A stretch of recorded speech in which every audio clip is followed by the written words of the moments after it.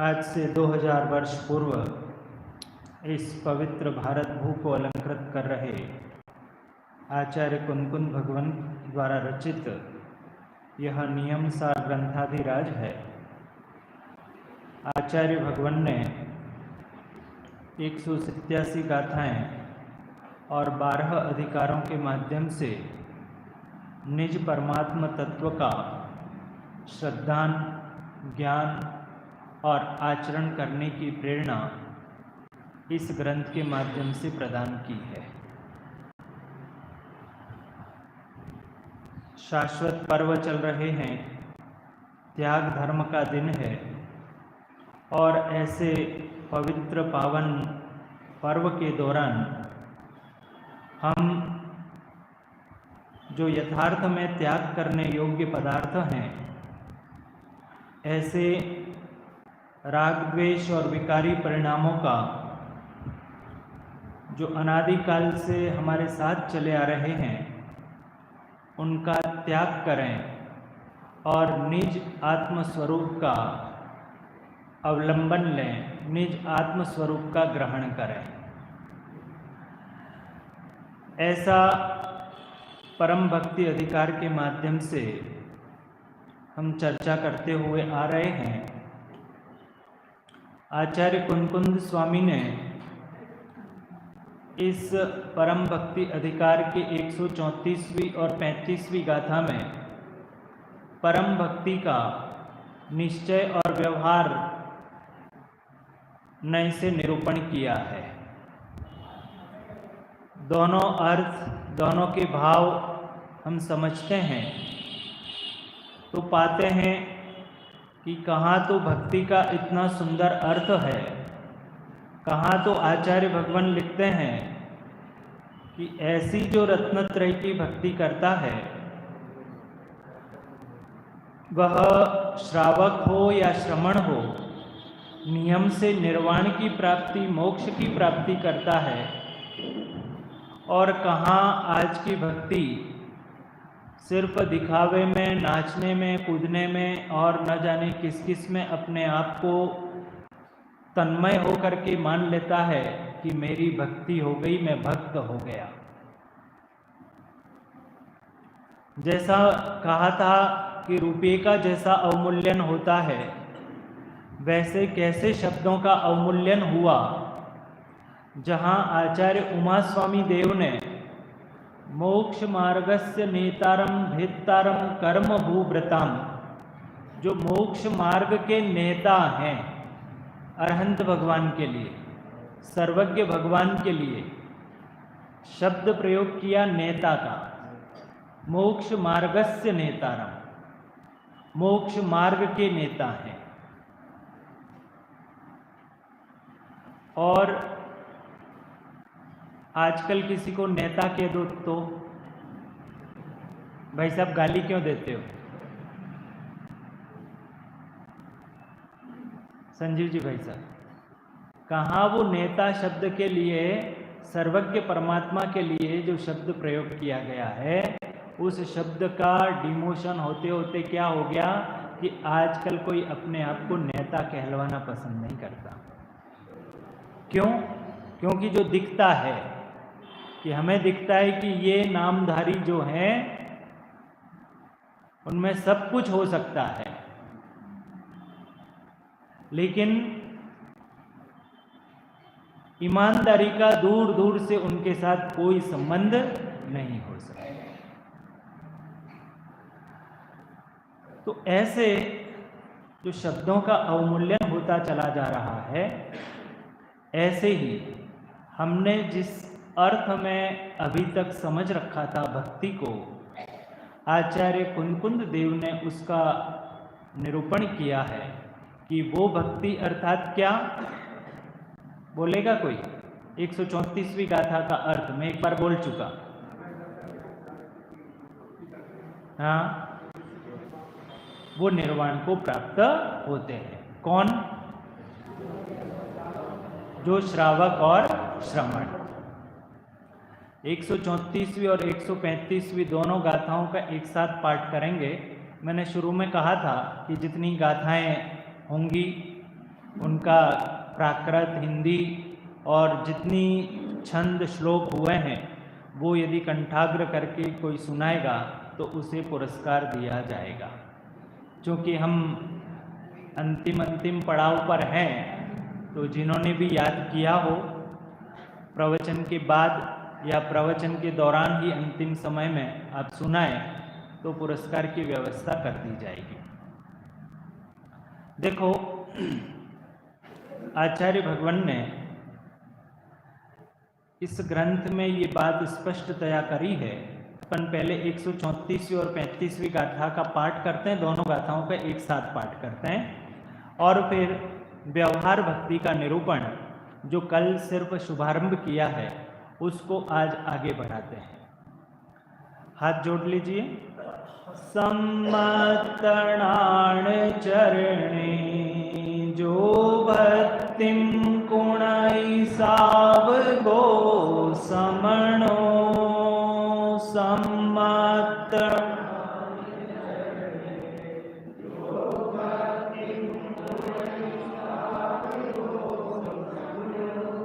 तत्सदुणी बुद्धि भक्ति हो दित्ति जिणे ही पन्नतम तत्सदु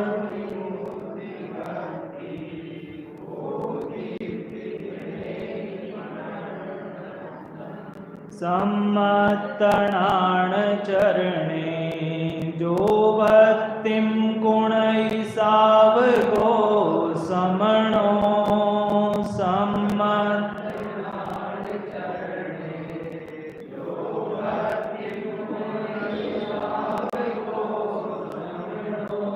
तत्सदुणी बुद्धि भक्ति हो दित्ति जिणे हि पन्नतं तस्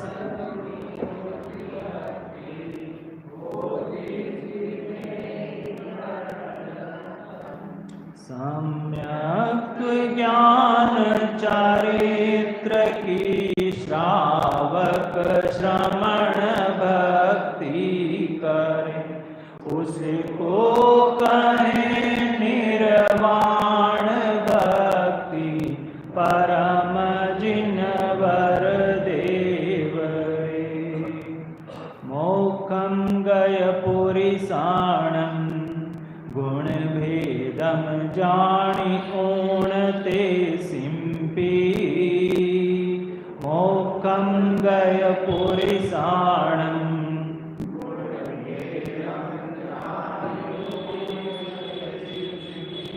जो गुणदि परम भक्तिं व्यवहारणेन परि कहियं। जो गुण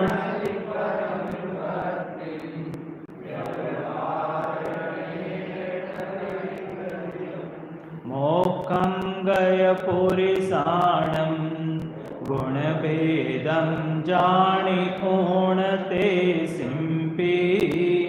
जो गुणदि परम भक्तिं व्यवहारणेन परि कहियं।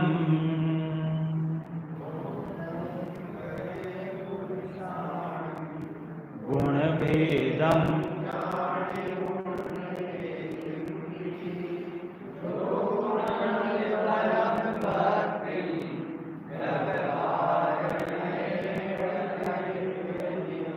जो मुक्तिगत है उन पुरुष की भक्ति, जो गुण भेद से करता वही व्यवहार से निर्वाण भक्ति वेद रे। आचार्य कुंदकुंद स्वामी ने इन दोनों गाथाओं को जोड़ करते हुए ये कहा है कि जो रत्नत्रय की भक्ति करता है और उसके साथ ही साथ रुका जो रत्नत्रय की भक्ति करता है उसके साथ ही जो रत्नत्रय को जिन्होंने पा लिया है, ऐसे जो मोक्षगत पुरुष हैं, ऐसे मोक्षगत पुरुष अर्थात सिद्ध भगवान उनकी जो आराधना करता है, कैसे करता है? गुणों से। उनके गुणों की जो आराधना करता है उसे भी व्यवहार से भक्ति कहते हैं। अब गुण भेद की हमें चर्चा करनी है। उन अरहंत और सिद्ध भगवंतों के गुण क्या हैं? वो गुण नहीं जानने के कारण से, उन तीर्थंकर भगवंतों के गुण नहीं जानने से, मैं सिद्ध की बात करूं तो अरहंत को भी लूंगा, है ना साथ में, क्योंकि हम अरहंत की ही पूजा करते हैं, अरहंत की आराधना करते हैं, सिद्ध की पूजा करते हैं, सिद्ध की आराधना करते हैं। दोनों हमारे लिए आदर्श हैं। तो उन अरहंत और सिद्ध भगवंतों के गुण नहीं जानने के कारण से, या पंडित टोडरमल जी की भाषा में बात करें तो उन पंच परमेष्ठियों का स्वरूप नहीं जानने के कारण, क्या कहा? उन मोक्षगत पुरुष अर्थात अरहंत और सिद्ध जो परमात्मा हैं उनका स्वरूप नहीं जाना, तो स्वरूप नहीं जानने के कारण से उसकी स्थिति ये होती है कि वह इन वीतरागी भगवंतों के पास भी जा करके अपनी मनोवांछाएं पूरी करने की कोशिश करता है। जो वीतरागी हैं, कैसे वीतरागी हैं कि जैसे हम उन 3 तीर्थंकरों को याद करें कि जो चक्रवर्ती भी हुए, कामदेव भी हुए और तीर्थंकर भी हुए, तो चक्रवर्ती जैसी संपदा भी जिन्होंने प्राप्त करके छोड़ा, उसमें उन्हें सुख दिखा होगा इसलिए छोड़ा। क्यों छोड़ा? कि चक्रवर्ती जैसी संपदा उन्हें प्राप्त थी। चक्रवर्ती जैसी क्या? चक्रवर्ती की ही संपदा जिन्हें प्राप्त थी, शांतिनाथ, कुंतुनाथ, अरनाथ, है ना। ऐसे तीर्थंकर परमात्मा जिन्होंने जो हासिल किया उसमें उन्हें कहीं सुख दिखाई नहीं दिया। तो ऐसा लगता है कि उनको तो, उन तीर्थंकर भगवंतों को तो उसमें सुख नहीं दिखाई दिया, और हमें उसमें कहीं ना कहीं सुख दिखाई देता है। ख्याल में आई बात कि उन तीर्थंकर भगवंतों को जो सब प्राप्त था उसको वो छोड़ करके सारी की सारे पदार्थों को, वैराग्य भावना में पढ़ते हैं ना, कितने 9 लाख हाथी, इतने करोड़ घोड़े, इतनी सारा साम्राज्य, ये सब छोड़ करके उन्होंने दिगंबरत्व को धारण किया। और जो वीतरागी भगवान या तो बाल ब्रह्मचारी हैं, कल कहा था ना, महावीर भगवान जो आजीवन बाल ब्रह्मचारी रहे, ऐसे उन तीर्थंकरों के पास जाकर के न जाने किस किस बात की डिमांड करता है।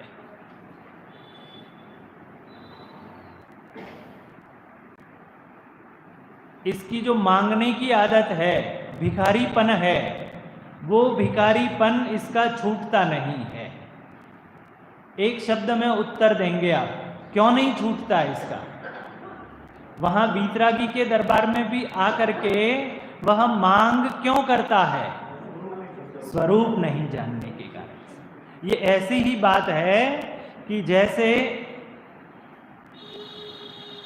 कि नगर पालिका के चेयरमैन के पास जाकर के कोई ये कहे कि हमारे यहाँ पर आप हॉस्पिटल खुलवा दो,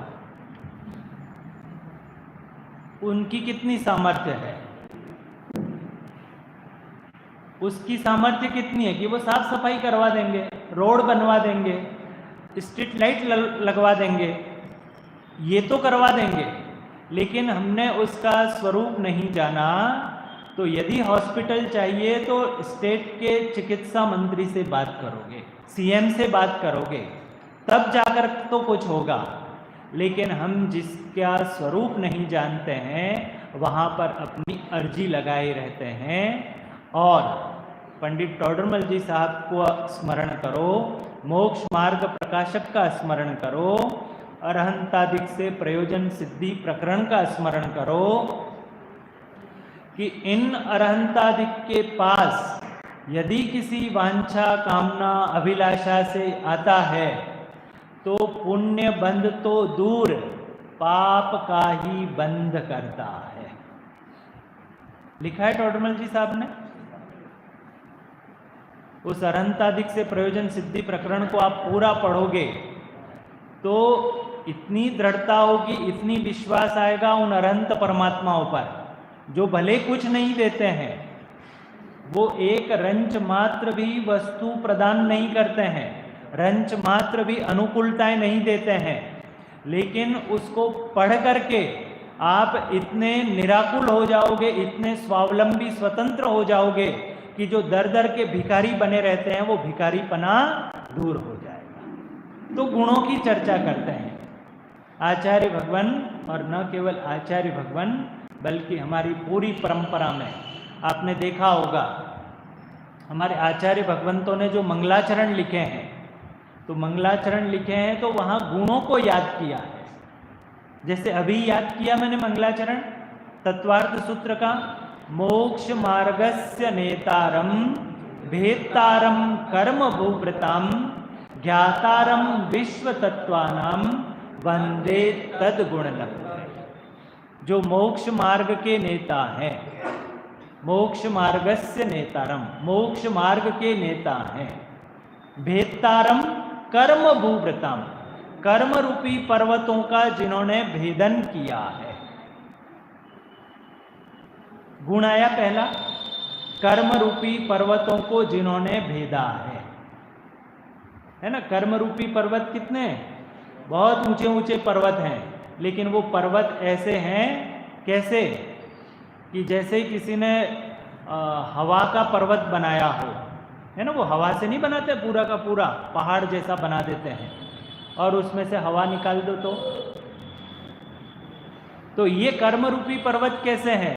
तो वो वो तीर्थंकर भगवान, उन तीर्थंकर भगवंतों को स्मरण करते हुए आचार्य उमा स्वामी देव ने कहा कि कर्म रूपी पर्वतों को जिन्होंने भेजा है, मोक्ष मार्गस्य नेतारम भेत्तारम कर्म भूभृतम ज्ञातारम विश्व तत्वानाम, जो समस्त विश्व को जानते हैं, वंदे तद गुण लब्धये।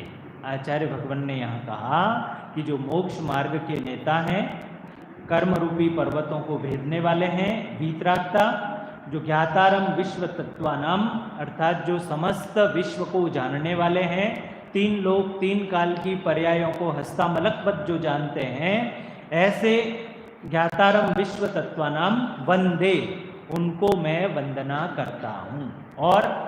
और जो अंतिम पद है वो देखो, तद गुण लब्धये, उनमें जैसे गुण हैं वैसे गुण प्राप्ति के लिए मैं उनकी वंदना करता हूँ। तो गुणों की चर्चा की, कौन से गुण? कि उनमें जो वीतरागता प्रकट हुई है, उनमें जो सर्वज्ञता प्रकट हुई है।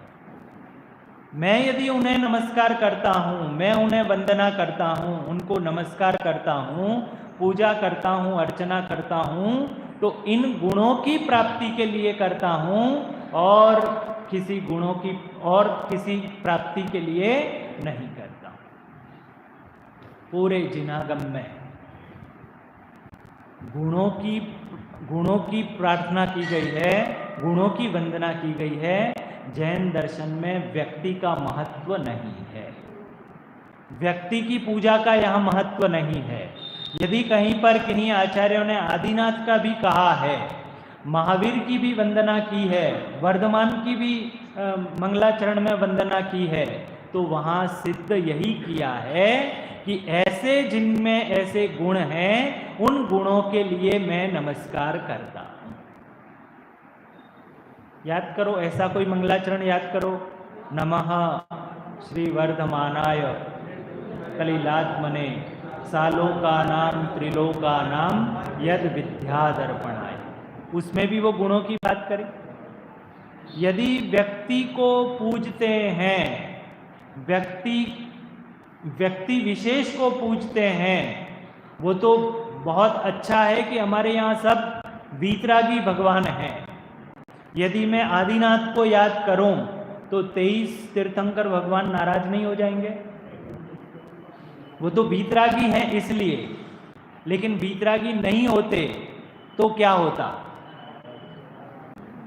देखा होगा ना अपने अन्य, क्या होता है वहां पर? एक को पूछते हैं तो एक नाराज हो जाता है, उसको मनाने के लिए फिर कुछ करना पड़ता है, दूसरे को मनाते हैं तो तीसरा नाराज हो जाता है। तो जहां जहां पर व्यक्तिवाद को महत्व दिया जाता है, वहां पर मूल धर्म गौण हो जाता है। इसलिए आचार्य भगवंतों ने गुणों की पूजा की, गुणों की आराधना की। गुणों की आराधना करते हुए आचार्य भगवान लिखते हैं कि जो कौन से गुण हैं, किन गुणों की पूजा करनी है, किन गुणों के द्वारा आराधना करते हैं। तो जब स्वरूप अर्थात गुण नहीं जानता है तो इसमें अनेक प्रकार की यद्वा तद्वा प्रवृत्तियां पाई जाती हैं, जिसकी चर्चा कल हमने करी थी कि करुणा निधि तुमको समझनाथ, भगवान भरोसे पड़ा रहा, भरपूर सुखी कर दोगे तुम, सोचे सन्मुख खड़ा रहा।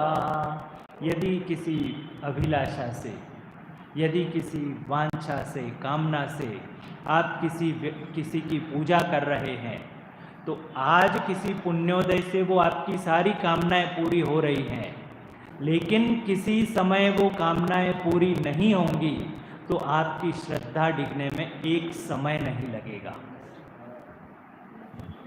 दो उदाहरण दूं इसका कि आज से कुछ वर्ष पूर्व यही समय था, इसी समय में महाराष्ट्र में, बॉम्बे में ठाकरे साहब, उनका जिनके प्रति बहुत भक्ति थी, आस्था थी, वे अपनी दर्शनों के लिए गए और वो ट्रैफिक में फंस गए और लौटते लौटते जब लौट के आए तब तक उनके घर में उनके जो भी बीमार थे, पत्नी थी, माँ थी, जो भी था, तो वो जब तक लौट के आए तब तक उनका देहांत हो गया, उनको मिलने नहीं मिला अंतिम समय में।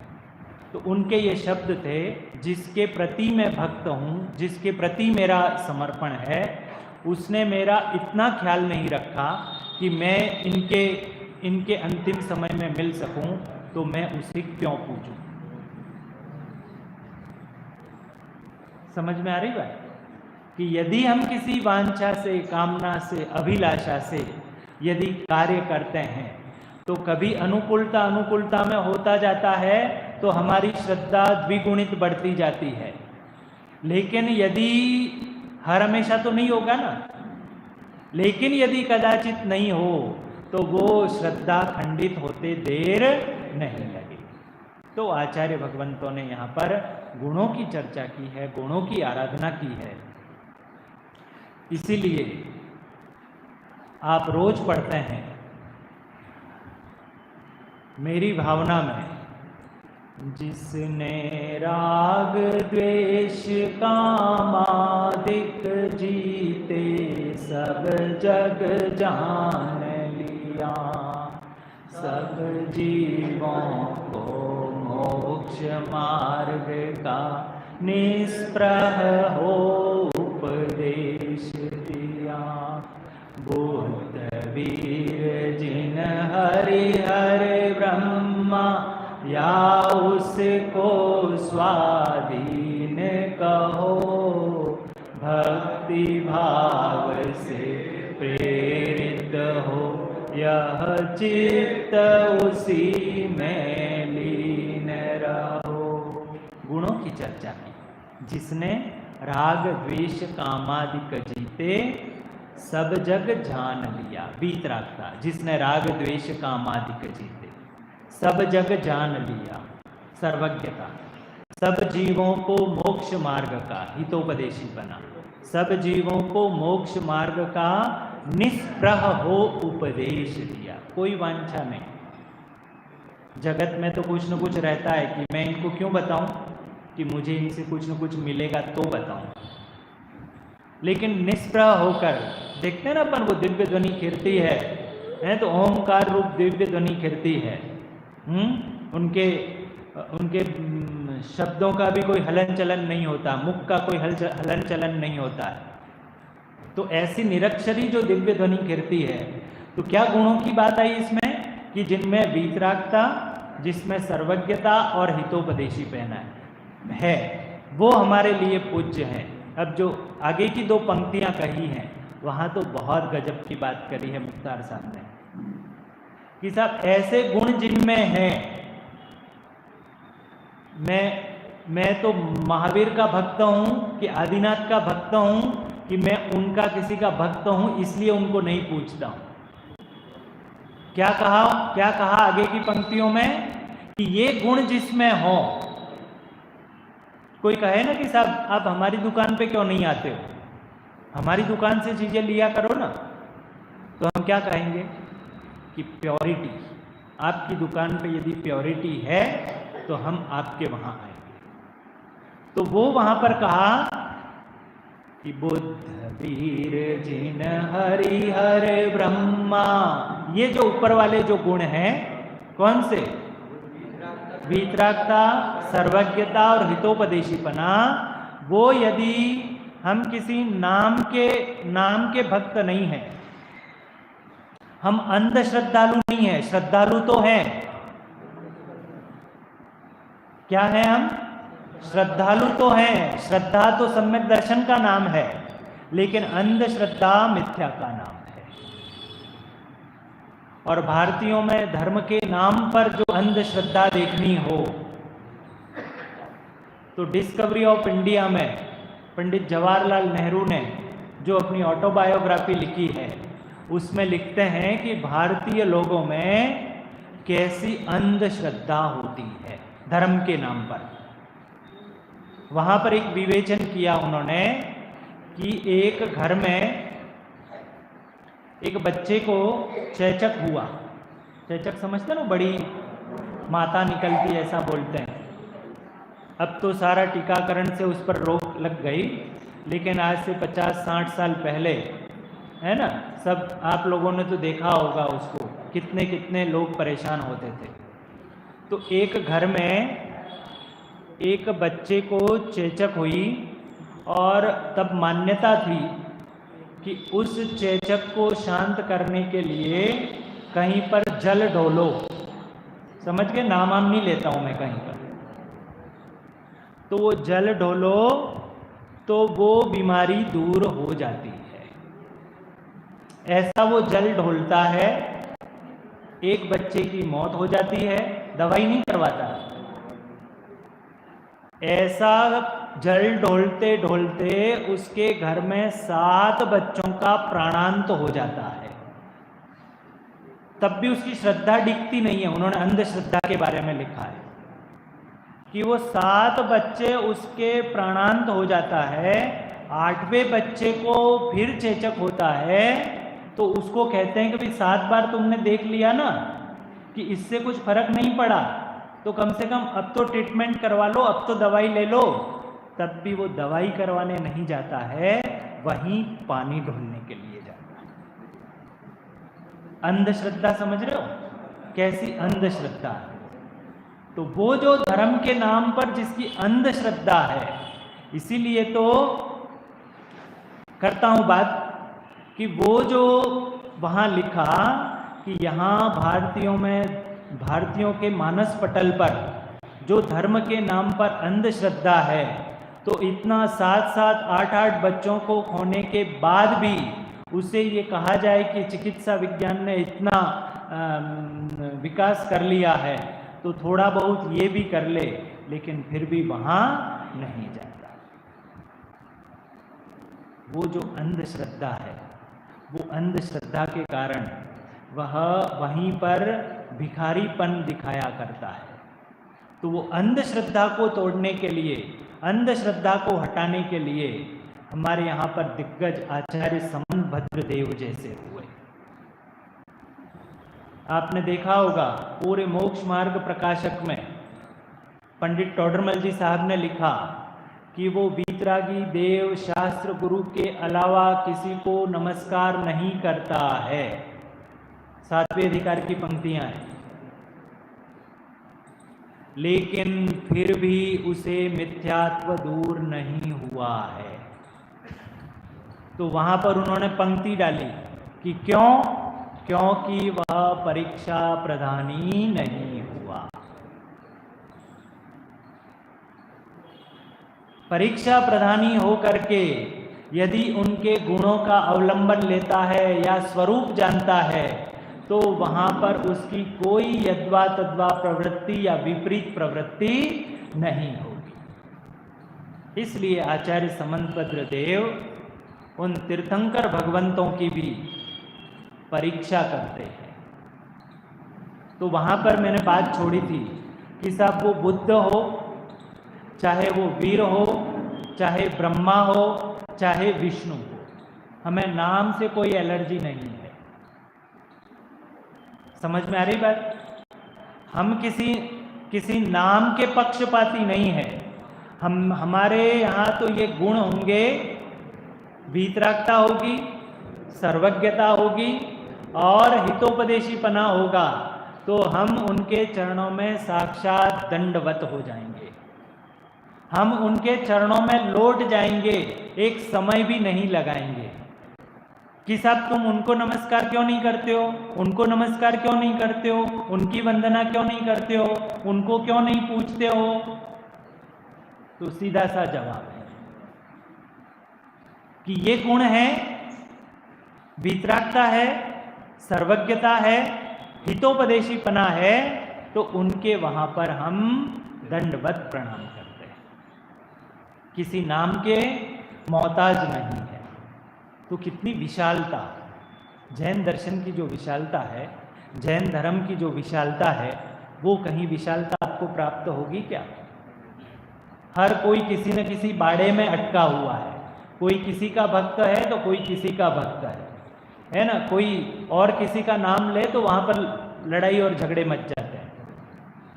राम का भक्त है, वो कृष्ण का नाम ले ले तो कृष्ण भक्तों को क्या हो जाता है, और कृष्ण के वहाँ राम भक्तों का नाम ले लिया तो उनको क्या हो जाता है। लेकिन यहाँ पर तो आचार्य कहते हैं कि जिनके अंदर ये गुण हैं, कौन से गुण? वीतरागता, सर्वज्ञता और हितोपदेशीपना, ये गुण बतला दो, बुद्ध में बतला दो तो हम नम जाएंगे। वीर में तो है ही, ब्रह्मा में बतला दो, विष्णु में बता दो, महेश में बता दो, तो क्या लिखते हैं? बुद्ध वीर जिन हरिहर ब्रह्मा, या उसको स्वाधीन कहो। इसीलिए आपने 1008 नामों की जो श्रृंखला देखी होगी, आप उदक चंदन तंदुल बोल के बोलते हैं ना, सहस्त्राधिक नाम अर्घ्यम निर्वपामी स्वाहा, रोज पूजा में आप बोलते हैं, तो वो 1008 नाम कौन से हैं? तो वो 1008 नामों में सब ये आते हैं। बाबूजी रोज अपन अर्घ्य चढ़ाते हैं, सहस्त्राधिक अष्टनाम है ना, और उनका अर्घ्य चढ़ाते हैं। तो हम नाम से हमको एलर्जी नहीं है। तो आओ कौन से गुणों की चर्चा करते हैं। तो यहाँ पर आचार्य समनभद्र देव जैसे दिग्गज आचार्य आप्तमीमांसा ग्रंथ में है ना, थोड़ा सा परीक्षा प्रधानी होकर के अपन चर्चा करेंगे। और जिसने परीक्षा प्रधानी होकर अपने इष्ट का निर्णय कर लिया, परमेष्ठी इष्ट, जिसने परीक्षा प्रधानी होकर परीक्षा प्रधानता द्वारा इष्ट का निर्धारण कर लिया, वो कभी गफलत में नहीं जा सकता है, उसे कोई भ्रमित नहीं कर सकता है। जिसको स्वर्ण पहचान की शक्ति हो, जिसको सोना क्या होता है ये पता है, तो वह कभी पीलेपन के चक्कर में आएगा नहीं। क्या कहा भाई साहब? पीला होता है वो सोना होता है। यदि ऐसा मान रखा है तो आप जब दुकान पे हों और ऑफिस पे हों और घर पे माताएं बहनें रहती हैं, तो जो लुटेरे होते हैं वो घर पर आते हैं और इनको बरगला जाते हैं। होता है कि नहीं होता ऐसा? क्यों? क्योंकि वो सिर्फ पीला यानी सोना मानते हैं। लेकिन जिनको सोने का यथार्थ में पता है कि गोल्ड यानी क्या होता है, तो वो कभी लूटा जाता नहीं है। इसीलिए आदरणीय छोटे दादा ने सत्य के खोज उपन्यास में लिखा है, एक पंक्ति आती है, श्रद्धा का लुटेरा सबसे बड़ा लुटेरा होता है। कि और यदि धन संपत्ति लूट जाएगी तो आज लूट गई है तो कल वापस आप खड़ी कर देंगे? नहीं करेंगे। कल उसको वापस वैसा का वैसा साम्राज्य खड़ा कर देंगे। लेकिन यदि आपकी श्रद्धा लूट गई है, यदि आप किसी विपरीत जगह श्रद्धा हो गई है, तो भाव बिगड़ने वाले हैं, अनंत भाव बिगड़ने वाला है। इसलिए आचार्य समनभद्र देव इस आप्त मीमांसा ग्रंथ में मानो महावीर की भी परीक्षा करते हैं। बाबूजी सभाओं में समय सार लिया जाता है, मोक्ष मार्ग प्रकाशक लिया जाता है, नियम सार लिया जाता है, ऐसे अनेकानेक ग्रंथ लिए जाते हैं। लेकिन जहाँ पर जिसको न्याय के ग्रंथ कहा जाता है, ऐसे न्याय के ग्रंथ सभाओं में लेने की बहुत कम हिम्मत की जाती है। तो थोड़ा सा अपने पास जो समय है, एक थोड़ा सा नमूना टेस्ट लेने का प्रयास करेंगे कि कैसे आचार्य समनभद्र देव ने और न्यायपूर्वक, न्याय ग्रंथ जिसको कहा जाता है ना, न्याय शैली कहा जाते हैं, उस न्याय शैली से यदि हमने गुणों को जान लिया तो जगत की कोई भी पदार्थ हमें भ्रमित नहीं कर सकता है। तो देखो कि आचार्य समनभद्र देव ने उस आप्त मीमांसा ग्रंथ में 114 कारिकाओं में सिद्ध किया है कि अरहंत कौन है। मैं थोड़ा जल्दी चलूँगा लेकिन आपको समझ में पूरा आएगा कि क्या लिखते हैं वहाँ पर। देवागमन भोयान चामरादि विभूतयः माया विश्वपि दृश्यन्ते नातस्त्वमसि नो महान। इसका दूसरा नाम भी है आप्तमीमांसा और देवागम स्तोत्र। यूं कहा जाता है कि जैसा अभी मैंने प्रथम में छंद बोला था ना, मंगलाचरण बोला था तत्वार्थ सूत्र का, मोक्ष मार्गस्य नेतारम भेदतारम कर्म भूव्रतम, उस मंगलाचरण पर ही आचार्य समंतभद्र देव ने ये 114 कारिकाओं का मंगलाचरण किया है। क्या कहा प्रासुक भाई?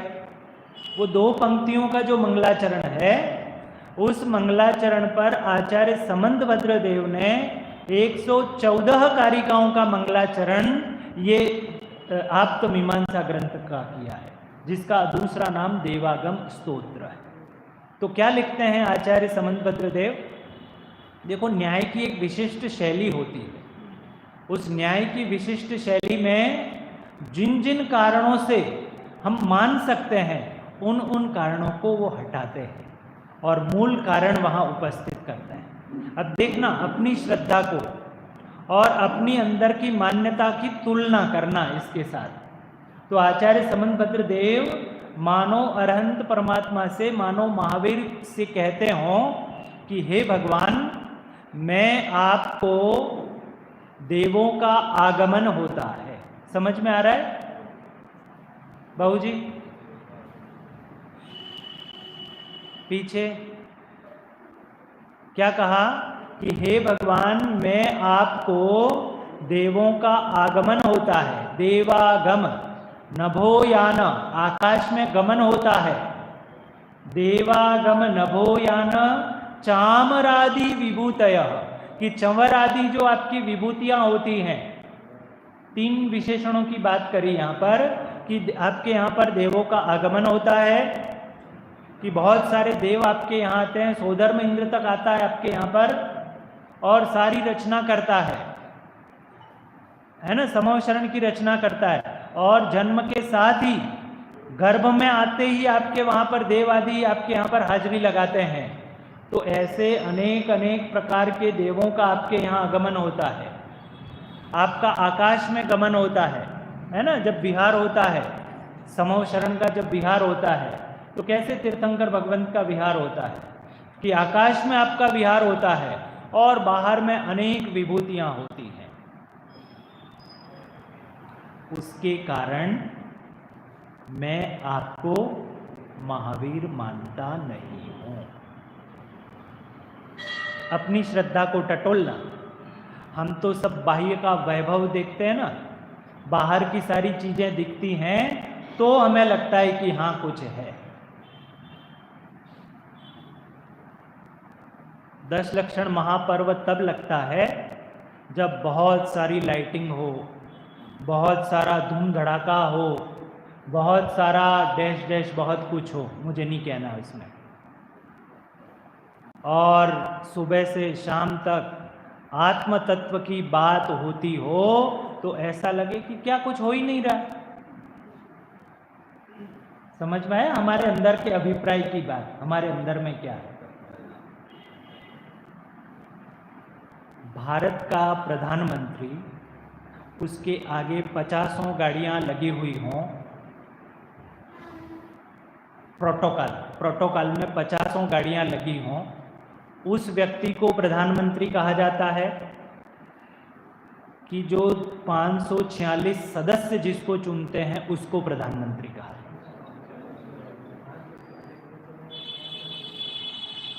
वो प्रोटोकॉल वाले व्यक्ति को यदि आप प्रधानमंत्री मानते हो तो कल को कोई अंबानी जैसा व्यक्ति, उसके आगे भी 50 गाड़ियां आगे पीछे डोलती रहेंगी तो आप उसको प्रधानमंत्री मान बैठोगे। समझ में आई? तो प्रधानमंत्री का कारण क्या है कि वो जो आम आदमी से जो चुना गया उसमें से जिन्होंने चुना वो प्रधानमंत्री होता है। प्रधानमंत्री का लक्षण समझ में आया? न्याय की भाषा में इसे लक्षण कहा जाता है, लक्ष्य कहा जाता है, लक्षण, लक्ष्य। और ये जो दूसरे मैंने अभी बताया ना वो सब कहे जाते हैं लक्षणाभास। थोड़े बहुत कठिन कठिन शब्द आएंगे, लेकिन स्वाध्यायी हैं आप तो सुने ही होंगे, हमारे राजीव भाई तो पढ़ के ही आए ये सारी चीजें। तो आचार्य समंतभद्र देव, इतनी ताकत होनी चाहिए भगवान की परीक्षा करने की। बाबूजी, भगवान की परीक्षा करने की ताकत होनी चाहिए। क्या कहते हैं आचार्य समंतभद्र देव? देवागमन भोयान चामरादि विभूतय माया विश्वपि दृश्यन्ते नातस्त्वमसि नो महान। तर्क दिया तीसरे पद में। पहले ऊपर वाली पंक्ति ख्याल में आई? क्यों भाई अनिमेश भाई? देवागम नभोयान चामरादि विभूतय, है ना, देवों का आगमन होना, आकाश में गमन होना और चंवर आदि विभूतियों का होना। नातस्त्वमसि नो महान, उसके कारण मैं आपको महान नहीं मानता हूं।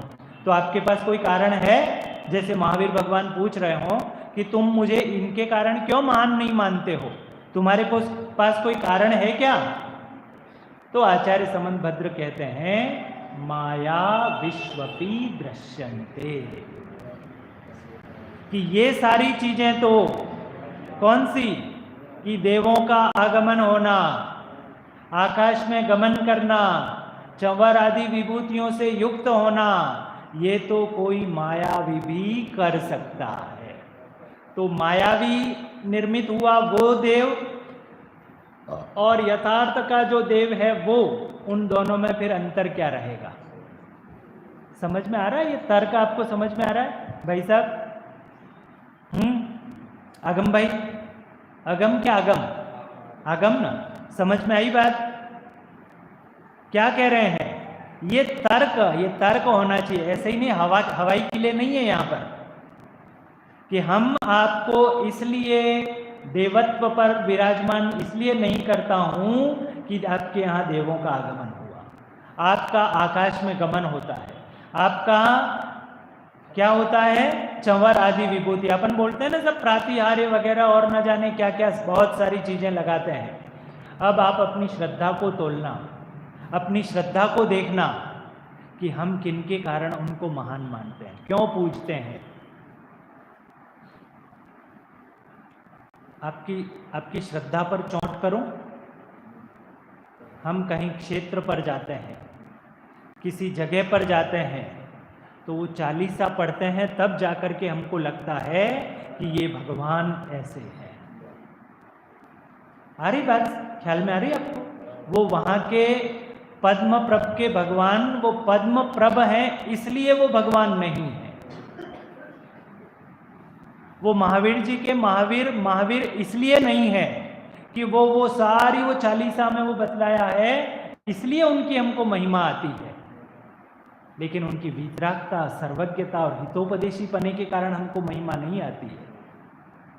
अपनी अंदर की श्रद्धा को टटोलना, अंदर के अभिप्राय को टटोलना कि हमारा अभिप्राय क्या है। तब आचार्य भगवान वहां पर लिखते हैं कि सब क्यों नहीं मानते हो? भगवान महावीर ने मानो पूछा कि तुम मुझे इनके कारण क्यों नहीं मानते हो? तो एक तर्क दिया, माया विश्वपि दृश्यन्ते। ये तो कोई मायावी व्यक्ति भी कर सकता है, नहीं कर सकता? अरे वो जो मायावी जादू करने वाला होता है ना, वो व्यक्ति एक सेकंड में पलक झपकते ही हजारों नोटें बिखेर देता है, बिखेरता है ना। वो पलक झपकते ही वृक्ष खड़े कर देता है। उस बेचारे किसान को उस वृक्ष को खड़ा करने में सालों लग जाते हैं, सालों लग जाते हैं कि नहीं लग जाते? और वो जो फल लेकर के आता है, आम लेकर के आया या और कुछ लेकर के आया, वो असली का आम है, तो उसके लिए जब तक हम भावताव नहीं करते हैं तब तक उससे खरीदते नहीं है। असली का फल दे रहा है वो तो, लेकिन वो जो नकली जो दे रहा है वो नकली हम उससे भावताव करते हैं क्या? वो मुंह मांगा हमसे इनाम लेके जाता है। तो जगत में तो मायावी खूब बिकता है। बिकता है कि नहीं बिकता है? नकली माल कितना सपाटे से बिकता है। उन असली वालों को बेचारों को अखबार में एडवर्टाइजमेंट देने पड़ते हैं कि नक्कालों से सावधान रहें। नहीं तो माया विश्वपी दृश्यन्ते, जो उनका तर्क है समनभद्र स्वामी का। ऐसी तार्किक शैली यदि हमारे पास आ जाती है, ये सिर्फ इसीलिए आपको बतला रहा हूं कि ऐसी तार्किक शैली यदि हमारे पास आ जाती है तो जगत में हमको न तो लौकिक में न पारलौकिक में कोई हमें ठग नहीं सकता है। लौकिक में भी कोई हमको ठग नहीं सकता है। और आजकल तो ठगा जाने के बहुत माध्यम है ना। आप क्या कर रहे हैं और कब आपके अकाउंट से कब पैसा निकल जाए आपको पता ही नहीं पड़े। नहीं होता ऐसा फ्रॉड। तो ये जब तक हमें तर्क, क्या तर्क दिया? तर्क ख्याल में आया? बोलो तर्क क्या दिया राजीव भाई? तर्क, सिर्फ तर्क बोलना है। माया विश्वपी दृश्यन्ते, कि ये जो 3 कारण बतलाए थे कि सब आप गुणों से पूजा करते हो ना, तो ये 3 गुण हम लेकर के आए कि देवों का आगमन हो रहा है, चंवर आदि विभूतियां हैं और आकाश में गमन है। ये 3 गुणों के कारण हमको पूछते हो, तो समनभद्र देव ने मना बोल दिया कि नहीं। क्यों? ये तो मायावियों में भी हो सकता है। कोई भी मायावी अपने जादू से माया जाल फैलाकर ऐसी सारी चीजें कर सकता है। मायावी करता है कि नहीं करता है? जिंदी लड़की को एकदम काट देता है और हम एकदम धक रह जाते हैं कि जिंदी लड़की थी अभी और इसको काट करके 3 टुकड़े कर दिए। नहीं देखते? और फिर वो आपसे मुंह मांगा वसूलता है कि आप अपनी सांस रोक करके रखें, आपके जेब में जितना कुछ हो वो सब यहाँ पर रख दें, और यदि आप ले करके गए तो आप एक कदम भी नहीं बढ़ेंगे और आपकी सांस रुक जाएगी और आपका प्राणांत हो जाएगा। बोलता है कि नहीं बोलता है? और आप डर से, भय से आपके जेब में जितना कुछ माल होता है वो सारा का सारा उसको समर्पित कर दे। मायावी व्यक्ति तो ऐसा कर सकता है। तो माया से इसने यदि जाल खड़ा किया हो तो हे भगवान आप महावीर में और वो मायावी के द्वारा जो खड़ा किया है उसमें अंतर क्या रहेगा? इसलिए आचार्य समनभद्र देव लिखते हैं, देवागमन भूयान चामरादि विभूतय माया विश्वपि दृश्यन्ते नातस्त्वमसि नो महान। वैसे जगत में प्रचलित है कि सब न्याय ग्रंथ कठिन होता है, न्याय की भाषा कठिन होती है, लेकिन अभी मैंने आपको एक छंद की चर्चा की। कुछ कठिन लग रहा है इसमें? आचार्य समनभद्र देव के इस एक छंद की चर्चा करिए आपसे। कुछ कठिन लगा आपको? बहन जी, माता जी, कुछ कठिन लगा आपको इसमें? ये न्याय के ग्रंथ तो यदि न्याय के माध्यम से, जैसे लौकिक में नहीं होता है, आपके यहाँ पर अधिक लोग लॉ ही करते हैं, ऐसा है ना? पढ़ाई में, लौकिक पढ़ाई में लॉ करते हैं, क्योंकि आपके यहाँ पर सहज में वो कॉलेज उपलब्ध है, ऐसा कुछ है ना? तो वो जो लॉ जिसने करी है ना, उसको कोई सामान्य व्यक्ति बुद्धू नहीं बना सकता है। ऐसे ही धर्म के क्षेत्र में जिसने न्याय पढ़ा है, हमारी जब ये क्लासें चलती है ना, शास्त्री में जो अध्ययन करते हैं, तो क्लास 11वीं से ही न्याय के ग्रंथ होते हैं। उन न्याय के ग्रंथों में ये जिसकी मैं आपसे चर्चा कर रहा हूँ, वो विषय जिसे सर्वज्ञ सिद्धि कहा जाता है, 11वीं से लेकर के आचार्य तक, आचार्य यानी पीजी है ना, एमए, वहाँ तक की जो परीक्षाएं होती हैं, उन परीक्षाओं में न्याय के विषय में ये सर्वज्ञ सिद्धि का प्रकरण प्रत्येक वर्ष परीक्षा में आता है। एक भी वर्ष ऐसा नहीं होता है जिसमें ये सर्वज्ञ सिद्धि का प्रकरण, ये जो अपन चर्चा कर रहे हैं ना, वो प्रकरण नहीं आता हो। वो किन्हीं भी आचार्य का हो, है ना, चाहे समंतभद्र देव का हो, चाहे अकलंग स्वामी का हो, चाहे पूज्यपाद स्वामी का हो, है ना, सब ये न्याय ग्रंथ जो आचार्य भगवंतों ने लिखे हैं, चाहे अनंत वीर्य का हो, तो प्रत्येक वर्ष में वो सर्वज्ञ सिद्धि का प्रकरण आता ही आता है। तो वो तो हम आंख मीचकर उसको रट ही लेते हैं कि ये तो परीक्षा में आना ही है। कभी कुछ आएगा, कभी और भाषा बदल जाएगी। क्यों भाई राजी, होता था नहीं ऐसा? तो वो जरूरी नहीं है वहां पर जो प्रोफेसर है वो जैन ही हो, वो प्रोफेसर तो जैनेतर भी हो सकता है। तो उस जैनेतर की निगाह में भी ये सर्वज्ञ सिद्धि का प्रकरण इतना महत्वपूर्ण है कि प्रत्येक वर्ष वो प्रश्न रिपीट होता है, परीक्षा मात्र एक वर्ष पास करने के लिए। और जहाँ पर भाव का अभाव करना हो, ऐसी परीक्षा में सर्वज्ञ सिद्धि का प्रकरण हमारे लिए कितना महत्वपूर्ण होना चाहिए। वो सर्वज्ञ सिद्धि की बात आचार्य समंतभद्र देव ने इस आप्तमीमांसा ग्रंथ में की है। तो पहले गुण क्या बतलाए थे कि देवों का आगमन होना, दूसरा आकाश में गमन होना, और तीसरा चंवर आदि विभूतियों से युक्त होना। अपन बोलते हैं ना कि इतने बाहर के अतिशय 34 अतिशयों सहित, नहीं बोलते हैं? तो आचार्य भगवान ने उन सब अतिशयों को एक और रख दिया। इनके कारण मैं आपको पूज्य नहीं मानता हूं। क्या कारण दिया? कारण बोलो। मायावियों में पाए जाते हैं, माया विश्वपी दृश्यन्ते, ये तो मायावियों में भी पाए जा सकते हैं, इसलिए मैं आपको पूज्य नहीं मानता हूं। किसकी बात कर रहे हैं? मूल बात मत भूलना। कहाँ चल रहे हैं अपन? किसकी बात चल रही है? बाबू जी आप बोलोगे, बोलो। हैं? न्याय से। लेकिन मूल बात कहाँ से चल रही है? नियम सार में गुणों के, सिद्धों के गुणों की बात चल रही है। मैं जबरदस्ती यहां पर ये विषय लेकर के नहीं आया हूं। जो गुणों की मूल शब्द में आया था ना, क्या आया था कि मोक्षम गए पुरिसाणम गुण भेदम जान उण ते सिंपी, कि जो मोक्षगत पुरुष हैं, उन मोक्षगत पुरुषों के जो गुणों को जानता है। भाई साहब, जैन साहब, ख्याल में आ रही बात?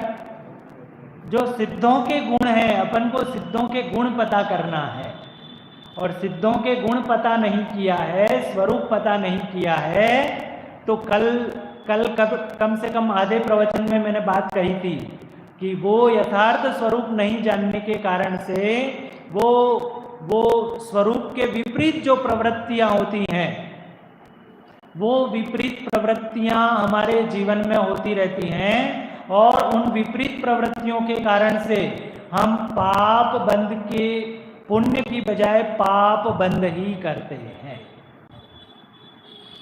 इसीलिए पंक्तियां बोली थी मैंने, तेरे चरणों की पूजा से इंद्रिय सुख की ही अभिलाषा, अब तक न समझ ही पाया प्रभु सच्चे सुख की भी परिभाषा। ये स्वरूप नहीं जाना। तर्क और उनके गुण दोनों चीजें समझ में आ रही हैं। अभी तो कल इस विषय को और अपन सामान्य सर्वज्ञ सिद्धि करेंगे, विशेष सर्वज्ञ सिद्धि करेंगे। यहाँ तक का प्रकरण आपको समझ में आया है? अभी तक की हमारी जो मान्यता, जिनके कारण से हम अरहंत को अरहंत मान रहे थे, उन अरहंत को अरहंत मानने की सारी मान्यताएं हमारी ध्वस्त कर दी हैं आचार्य समंतभद्र देव। आगम भाई। ऐसा सुंदर विवेचन यहाँ पर चल रहा है। और आगे किन किन कारणों से, अभी तो आप अपनी सांस रोक करके रखना, अभी तो किन किन कारणों से हम अरहंत को अनंत मान रहे हैं। मैं आपको पूछता हूँ कि तीर्थंकर के कारण तो आप भगवान को भगवान मानते हो कि नहीं मानते हो? मानना चाहिए कि नहीं मानना चाहिए? संजीव जी भाई साहब, तीर्थंकर है वो, तीर्थंकर के कारण नहीं मानोगे क्या? अरे हम तो सब तीर्थंकर के कारण ही पूज रहे हैं, 24 तीर्थंकर होते हैं इसलिए पूज रहे हैं। तो आचार्य समंतभद्र देव तो कहने वाले हैं कि हम आपको तीर्थंकर के कारण भी आपको पूजते नहीं हैं। तो फिर वो क्या कारण है जिनके कारण हम आपको पूजते हैं? उन कारणों की खोज, उन कारणों की शोध और उनका स्वरूप हम जानने का कल प्रयास करेंगे। आप बहुत अच्छे से तैयार होकर के आएँ और इसको अच्छे से घोंटें, इसका चिंतन करें, मनन करें और यथार्थ गुण क्या हैं उन गुणों को जानने का प्रयास करें। इसी मंगल भावना से आज की बात